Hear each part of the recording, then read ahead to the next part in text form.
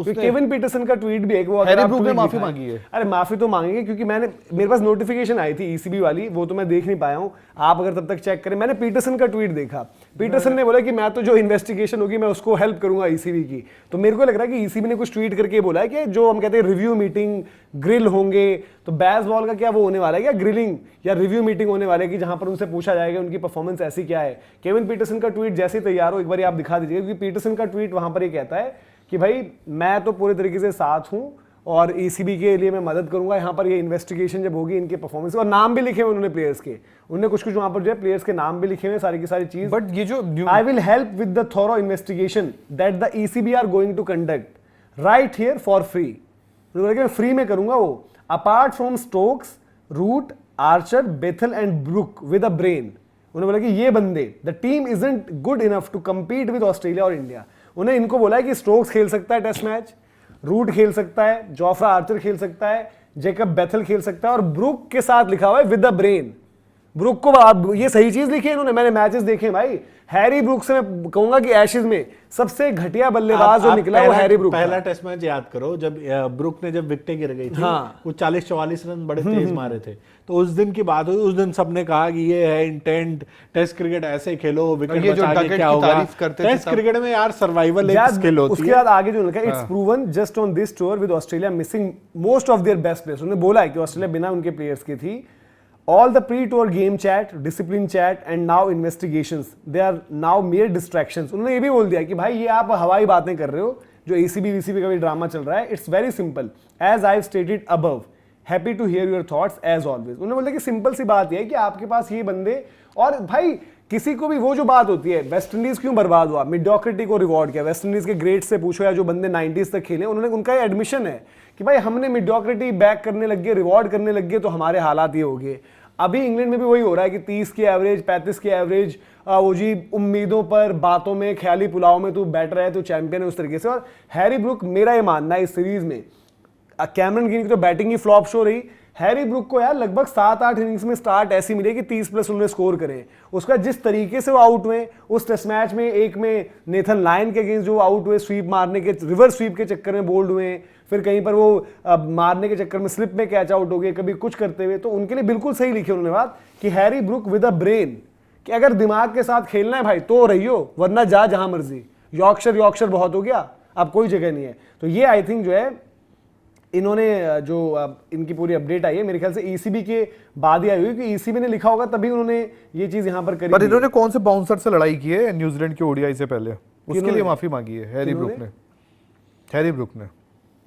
मैं वो देख रहा था, हैरी ब्रुक का आया था नोटिफिकेशन आया ऐसे कि क्या हुआ हैरी ब्रुक का, तो हैरी ब्रुक ने माफ़ी मांगी है कि मैंने अपनी टीम और खुद को एम्बैरस किया जो मेरी नाइट क्लब में बाउंसर से न्यूजीलैंड जब गए थे। हाँ, उस ओडीआई वो तो चलो अलग है, बट ईसीबी की स्टेटमेंट ये है कि इन्होंने पूरा का पूरा उसमें लिखा है कि जो 4-1 की हार है उसके बाद उन्होंने जो है रिलीज डाली है कि एशेज का जो है पूरा शुरुआत वगैरह जो है उम्मीद के साथ, एंटिसिपेशन के साथ जो था, और जो है कि बहुत डिसअपॉइंटिंग है। और कुछ ऐसे मोमेंट्स थे जहां पर रेजिलियंस की बात कर लो, परफॉर्मेंस की बात कर लो, जहां पर हमने एक टेस्ट मैच भी जीता बट हम कंसिस्टेंट नहीं थे, और ऑस्ट्रेलिया बल्कि जो है कि बिल्कुल अल्टीमेट जो है डिजर्विंग विनर्स है।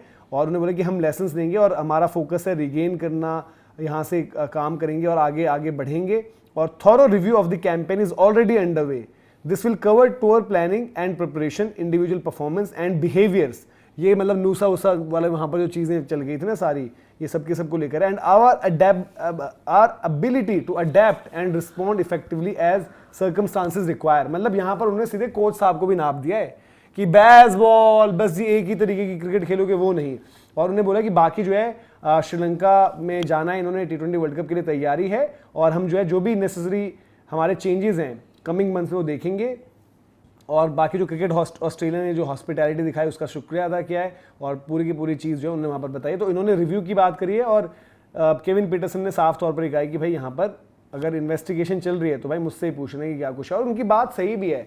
देखो ये है पॉइंट एक तो वाकई में ऑस्ट्रेलिया की कमजोर टीम थी, उनके पास प्लेयर्स नहीं थे आधे। देखो पैट कमिंस ने एक ही टेस्ट मैच खेला है, वो भी बोला कि मैं कोई दिक्कत नहीं, मतलब हकीकत में यार ये तो बड़ा मतलब वो वाली सी थी, वही जो आप बोल रहे हो ऑस्ट्रेलिया की टीम। हाँ मतलब ये तो देखो ये फिर वही है ना कि अगर यार आप एक कोई और नॉर्मल ऑर्डिनरी टीम, भाई देखो एक टीम पर इतने सालों की इन्वेस्टमेंट है ना, इंग्लैंड क्रिकेट बोर्ड ने, England and Wales cricket board ने बेसबॉल का चूरन बेचते हुए इन लोगों को हो गए यार अब कितने 4 साल के आसपास, 4 साल तो हो ही गए। मैं वही तो बोल रहा हूँ कि इन्होंने एक पूरी खुली छूट दी ना कि आपको जो करना है करो, आपने बैक करना है क्रॉली को करो, आपने पोप को बोल दिया जिम्बाब्वे के 100 के बाद के सोल्यूशन मिल गया, पोप ही है। अरे बड़ी इंग्लैंड वाले नकली हैं ये, मैं आज बोल रहे केविन पीटरसन, आज बोलेंगे ये ग्रैम स्वॉन आ जाएंगे, आज निकल कर आएंगे वो गड्ढा खोदने वाले माइकल वॉन, ये सब के सब फर्जी ब्लडी इडियट, ठीक है। वैसे इंग्लैंड की पर्ची बेचेंगे, मैं भी बेचा हूं, मैं इसलिए बोल रहा हूं, मैं भी अपने आप को, तो आपको समझना चाहिए था ना जब समझा रहे थे। आप तो सबसे बड़े यूके के वो हो भाई, मेरा देखो तो सबसे पहले तड़ी पार करेंगे, सुन लो पहले फालतू की हवाबाजी नहीं करी यहां पर।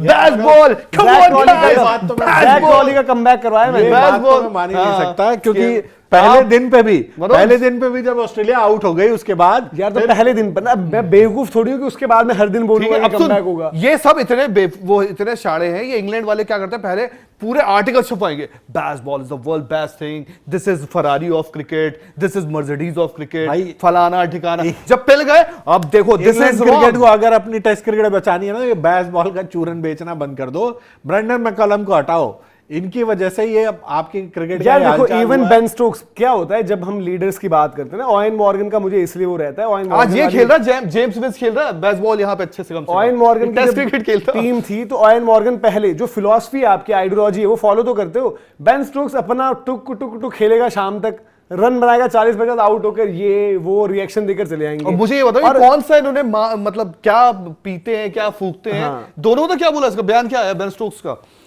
मैं और मेरा भाई, मैं बेन स्टोक्स और मेरा भाई मैकलम, हम दोनों अगर और आगे तक जाएंगे तो और अच्छा करेंगे टेस्ट क्रिकेट में, और अगली जो एशेज घर और कितना आगे तक जाओगे भाई, घर की एशेज की बराबरी पर कौन सी मतलब दवाई खाते पीते हैं। देखो इंग्लैंड की, जो इंग्लैंड बेसबॉल को 2 हाफ्स में कुछ जीते हैं ये नहीं, बेसबॉल का पहला हाफ था पॉजिटिव, दूसरा हाफ है नेगेटिव, सिंपल सी बात है। इनका पॉजिटिव यही था, इन्होंने जो चेस किया, इसके अलावा कोई पॉजिटिव नहीं है। बट इनका ये था जो ये चेस, इंडिया को जो मैच हरा दिया, वो मैच हर कोई नहीं हरा पाता है जब वो बेसबॉल आई थी, ठीक है। फिर उसके बाद आप न्यूजीलैंड जाकर आपने अच्छा परफॉर्म किया, जो भी था क्या ना, आपकी परफॉर्मेंस इस बेसिस पे जज होगी कि आप एक टेस्ट मैच में कैसा करते हो, बट उसके बाद न्यूजीलैंड जाकर अच्छा किया, पाकिस्तान जाकर अच्छा किया, रिजल्ट बताओ ना, वही तो कह रहा हूं, क्या जीते हैं ये? न्यूजीलैंड जाकर अच्छा किया, पाकिस्तान जाकर अच्छा किया, पाकिस्तान की वो पाटा विक्टो पे रहना, जब पाकिस्तान में वहां पर इन्होंने ऐसे ठोका भी तो अलग तरीके से, भाई ठोकने के लिए ही तो है ये, बट टेस्ट क्रिकेट खाली ठोकने का काम थोड़ी है। ये हुआ टेस्ट क्रिकेट में जब सर्वाइवल की बात आती है तो कहां चले जाते हैं, उन विकेटों पर ऑस्ट्रेलिया तक रिजल्ट प्रोड्यूस करने में हालत खराब हो गई थी, बड़ी मुश्किल से बाद में एक रिजल्ट आया। उन्होंने अपने तरीके की वजह से रिजल्ट प्रोड्यूस करे थे कि जिस तेजी से वो रन बना रहे थे। तो बेसबॉल का पहला हाफ अच्छा रहा इन टर्म्स ऑफ रिजल्ट भी, परफॉर्मेंस भी, बट उसके बाद जो दूसरा हाफ रहा, और उसकी आप शुरुआत मान कर जो इंडिया आए थे, जब ये इंडिया आकर जब पहला टेस्ट मैच जीते और उसके बाद जो वो हार हुई, उसके बाद सभी हार गए हो, हर जगह ही हार गए हो, तो ये उनके लिए फेलियर रहा है। और उसी की इन्वेस्टिगेशन होगी, जहां पर पीटरसन ने बोल दिया है कि मुझे भी ले लेना, मैं करूंगा इनको सबको एक एक करके।